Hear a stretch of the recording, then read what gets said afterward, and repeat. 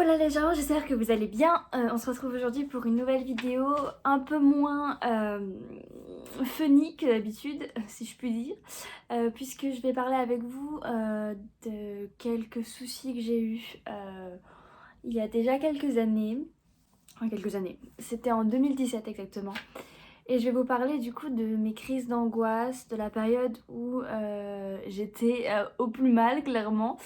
De mon anxiété et de comment j'ai appris à vivre avec et à la surmonter. Donc c'est parti. Alors, comme je vous l'ai dit, tout a commencé en 2017. J'espère vraiment que cette vidéo va pas être trop longue. J'ai pris des petites notes pour rien oublier. Alors, pour ceux qui connaissent pas trop ce que c'est que l'anxiété, en fait je suis de base une personne assez stressée pour pas grand chose, assez anxieuse.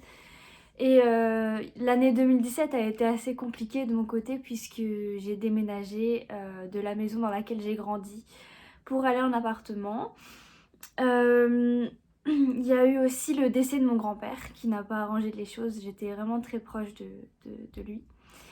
Et j'étais dans une relation, j'étais en phase après la rupture où j'avais du mal à lâcher d'une relation de mon premier amour, tout ça, donc il y avait plein de trucs qui n'allaient pas.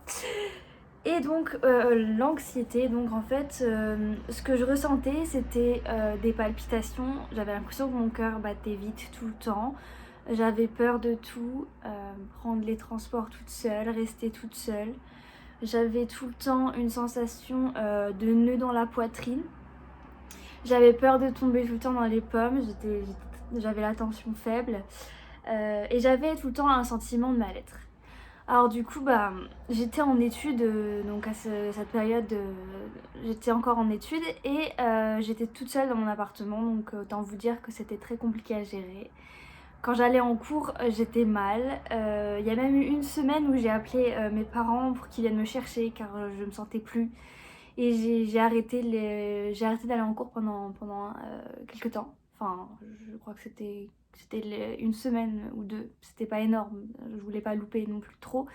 Et donc pendant cette période, je suis allée voir un médecin pour lui expliquer que ça n'allait pas.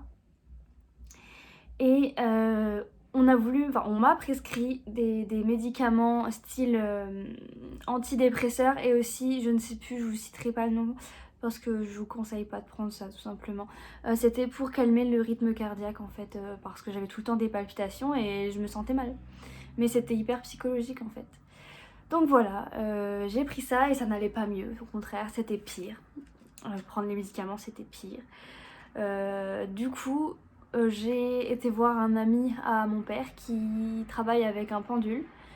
Et il est remonté de ma plus tendre enfance jusqu'à aujourd'hui pour voir les blocages qu'il avait pu avoir et aider à débloquer tout ça. Donc faut y croire. J'ai essayé cette méthode, ça m'a un petit peu soulagée. Mais je peux pas dire que ça a fait un grand effet, mais j'ai bien aimé essayer ça en fait. Donc suite à tout ça, mes parents m'ont proposé d'aller voir un kinésithérapeute en psychologie tout simplement. Il travaille avec le corps et en touchant votre corps, en soulevant des parties de votre corps, par exemple les bras, le regard, tout ça, il travaille avec le corps en général. Et il a soulevé des problématiques chez moi et il a essayé en écoutant ce que disait mon corps. Donc faut y croire aussi, c'est assez bizarre quand on connaît pas, mais j'étais vraiment dans une optique à vouloir m'en sortir. Et il a travaillé donc avec mon corps. Et il a réussi un peu à soulager tout ça, à faire disparaître certaines peurs irrationnelles comme le fait de sortir de la maison seule. Je commençais petit à petit à reprendre goût à tout ça, à ne plus avoir peur de rester seule. Donc là on est amené à début 2018 où donc ça commence un petit peu à aller mieux. Et puis en janvier donc j'ai eu un déclic donc, sur la relation amoureuse dans laquelle j'étais plus ou moins.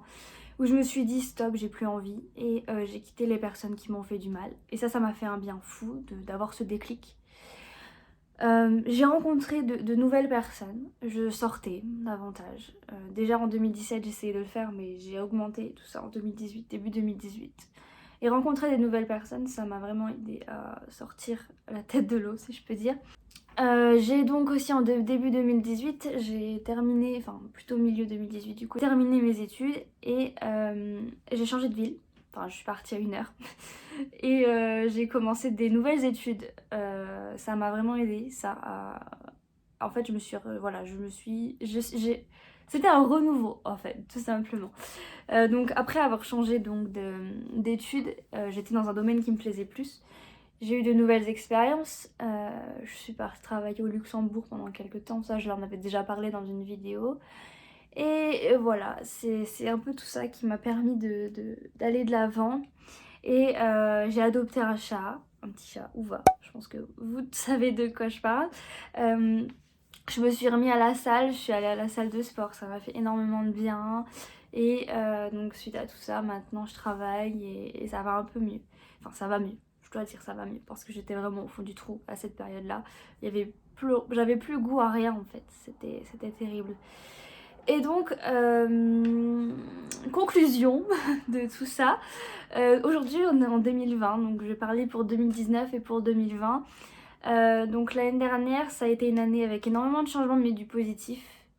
Après, j'ai toujours des petites séquelles, j'aime pas dire séquelles, mais des restants, on va dire, de cette période-là où j'ai perdu énormément confiance en moi et j'avais des peurs irrationnelles pour tout, comme je vous l'expliquais, où j'étais là à me répéter sans cesse des petites phrases dans la tête. Tu sais, c'était psychologique à fond en fait, et j'avais plus aucune estime de moi-même. Et donc j'ai toujours des petites craintes. Par exemple, c'est vrai que j'ai eu le permis de conduire et que j'ai pas pratiqué derrière. Et j'ai développé une crainte de conduire. En fait, c'est un peu bête, je le sais. Hein, quand je le dis, c'est bête. Mais par exemple, j'ai peur de faire un malaise au volant. Parce qu'en fait, soyons fous, dévoilons-nous.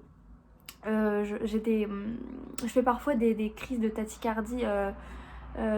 C'est quelque chose d'hyper bénin en fait, c'est pas de la tachycardie. Enfin, si c'est de la tachycardie, mais c'est une tachycardie de Beauvray, si je me trompe pas du nom. Et en fait, c'est quelque chose qui passe, disons, avec le temps. Je fais très très peu de crises, mais en fait, quand ça arrive, j'ai le cœur qui s'emballe. Et c'est hyper flippant. Et j'ai peur tout le temps, constamment, d'avoir ce genre de choses dans des situations, par exemple, quand je conduis et que je suis seule au volant. Et donc, du coup, j'ai développé, en plus de l'anxiété, une crainte, du coup, de conduire et de conduire en plus seule.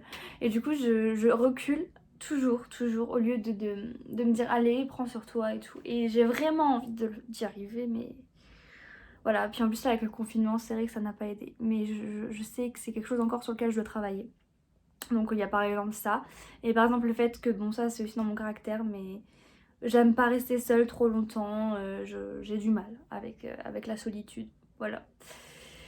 J'espère que cette vidéo vous aura plu. Je sais pas si je peux dire plu, mais ça pourra aider certaines personnes qui se seront retrouvées dans des situations similaires, qui ont aussi connu une période de leur vie un peu sombre comme ça à cause de l'anxiété. Je voulais partager mon expérience avec vous. Je trouvais ça important de le faire. Voilà. On se retrouve très vite pour une prochaine vidéo plus positive cette fois-ci. Allez, ciao!